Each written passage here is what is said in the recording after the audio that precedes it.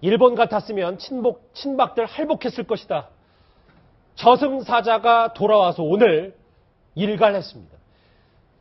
이 새누리당의 인적 청산 카드를 던진 뒤에 병원에 입원했었던 임명진 새누리당 비대위원장이 오늘 다시 모습을 드러냈습니다. 많이 아팠던 것 같습니다. 목소리 한번 들어보시죠. 제가 이 대상포진을 하러서 한 일주일 동안 입원해 있었는데 그러고 그다음에 붙잡혀 왔거든요. 대상포진 굉장히 아프다고 그래요. 예. 근데 뭐 그 약을 오래 먹어야 된다는데 그걸 뭐 못했어요. 여기 오는 바람에 못 먹었어요. 그랬더니 이게 막 도져가지고서 도저히 어떻게 할 길이 없어서 입원했는데 제가 굉장히 걱정은 했습니다. 이게 무슨 뭐 정치적인 그런 걸 할 줄 모르는 사람입니다. 그래서 저를 입원을 해서 좀 치료받았습니다. 많이 아프셨던 것 같은데 그래도 눈빛은 살아있는데요. 왜냐하면 오늘 뭐 서청원 의원 무례하고 염치 없다는 얘기뿐만 아니라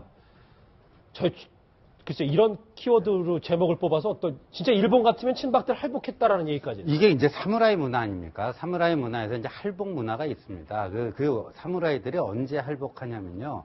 이 굉장히 그 수치심을 느꼈을 때, 치욕스러울 때, 이럴 때는 스스로의 그 자기 목숨을 깨끗하게 그냥 정리를 한다. 이런 게 이제 사무라이 그 할복 문화인데, 이 대통령이 국회에서 탄핵당했으니까 일본 같으면 할복했어야 된다. 할복했다. 근데 이게 할복의 주체를 누구로 얘기하는지 모르겠어요. 근데 아마 친박 핵심들이 할복했어야 될. 근데 대통령께서도 뭐 탄핵 심판에도 안 나오고 당사자가 그런데 그 따르던 무리들이 뭐하러 할복을 해요. 그런 경우는 할복 안 하죠. 그러니까 이 왕초가 두목이 전혀 어떤 죄책감이나 죄의식을 느끼지 않고 있는데 그 부하들이 할복한다. 그거는요, 임명진 목사가 그 일본의 사무라이 할복 문화를 잘못 알고 이렇게 인용을 하신 것 같아요, 저는. 예. 그러면 신대현님과 얘기 들어요. 말씀하시죠. 아니, 이제 그런 측면도 있고 또 다른 측면으로 보면은 과거에 그 열린우리당 친노처럼 다 망했으니까 이제 패족이라고 했잖아요.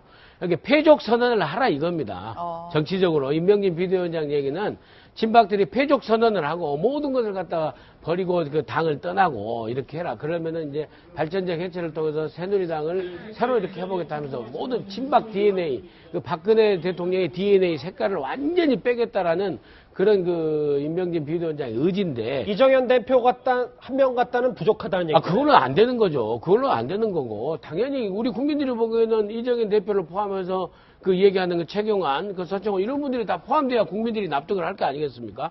그런 얘기를 하고 있는데 저는 정말로 앞으로 그 수일 내에 둘 중에 하나는 결국에 당을 떠날 것이다. 그래서 안 되면은 임명진 비대위원장이 당을 떠날 수도 있다. 저는 그렇게 또 비대위원장 그런 예상을 해봅니다. 그런데 인적 청산하면요, 기껏해야 지금 당에서 나가는 거 아니에요. 자신 탈당하는 거. 그러니까 할복이면요, 자기 육체적 생명이 끝나는 거 아니에요. 그러니까 이 정도 수준의 얘기를 하려면 정치적 생명이 끝나야 되지 않겠어요? 그죠? 근데 정치적 생명이 끝난다는 게 뭐예요? 배지를 떼는 거 아니에요. 근데 이정현 대표, 전 대표도 기껏해야 당적이 없어진 거예요. 이정현 대표 배지는 그대로 남아있고요. 앞으로 3년 동안 본인이 참여를 해서 석고되자는 의미로 배지 반납하겠습니다 하지 않는 이상 이정현 대표 거기 배지는 3년 동안 계속 달려 있는 겁니다. 그러니까 우리가 인적 청산 얘기하면서 이게 할복, 이게 가당치 않은 비유라는 거죠. 기껏해야 뭐 당적 없고 무소속 국 배지로 남는 게 이게 인적 청산이고 무슨 언론의 할복이에요? 이거는 택도 없는 비유예요. 근데 모르겠어요. 저승사자에게 힘을 실어준 사람이 한 명 있는데 정우택 원내대표입니다. 목소리 한번 같이 들어보시죠. 개혁은 고통 없는 개혁은 개혁이 아니라고 봅니다. 고통스러운 과정을 겪는 것을 보면 볼수록 우리 당에 대한 신뢰가 더 높아질 거로 있게 됩니다. 뭐 충분히 얘기는 이미 했습니다만은 본인의 이제 최종 결단이 남았겠죠. 충분히 얘기는 가 있는 상태고 아마 선당 후사에 마음을 가져주지 않을까. 네, 선당 후사를 이야기하면서 굉장히 압박 수위를 높이고 있는데 친박 더 이상 설 곳이 없다라고 표현하면 될까요? 그렇죠. 사실은 이제 우리가 인간관계에서는 친구가 벼랑 끝에 서면 구해줍니다. 근데 정치권에서는 벼랑 끝에서만 밀어버려요. 예. 그러니까 결국 뭐냐면 자기가 권력을 잡기 위한 지금 보면 사실 친박의 핵심이 이제 지금 대상이 아니겠습니까? 지금 정우택 원내대표 같은 경우도 저분도 이제 아마 곧 대권 선언을 한다고 그러죠.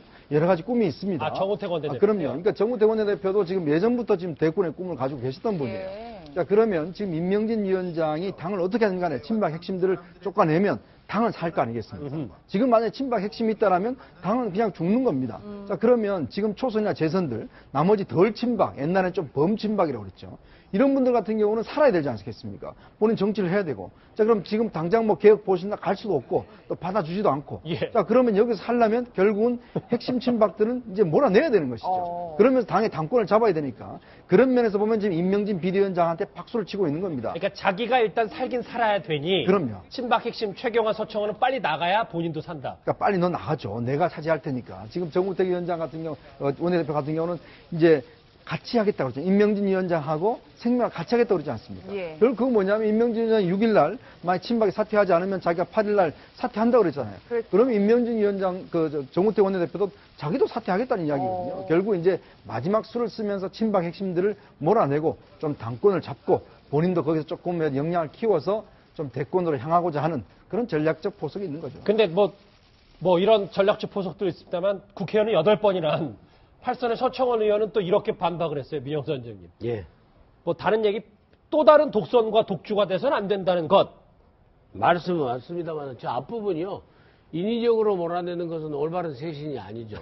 근데 인위적으로 몰아내기 전에 스스로 나가는 것이 진짜 쇄신 아니겠습니까? 예. 저는 그렇게 생각을 합니다. 그래서 서청원 대표나 최경환 그 의원 너무 사실은 새누리당과 또 저런 게 대통령을 위한 길은 아니지 않느냐라는 생각이 들면서요. 정말 발전적 해체, 새로운 자기를 버려야만이 새로 태어날 수 있지 않나. 저는 그렇게 생각을 합니다. 예. 그렇군요. 새누리당 얘기 쭉 해봤는데 특검이 이제 2시 30분에 브리핑을 하잖아요. 정유라 씨가 귀국하면 체포영장을 집행할 것이다. 뭐 지금도 하고 있습니다. 특검이 덴마크의 정유라 씨 범죄인 인도 청구를 계획하고 있다라는 지금 현재 브리핑 중인 특검의 목소리까지 속보로 정리해봤습니다. 네, 여러분은 지금 뉴스특급과 함께하고 계십니다.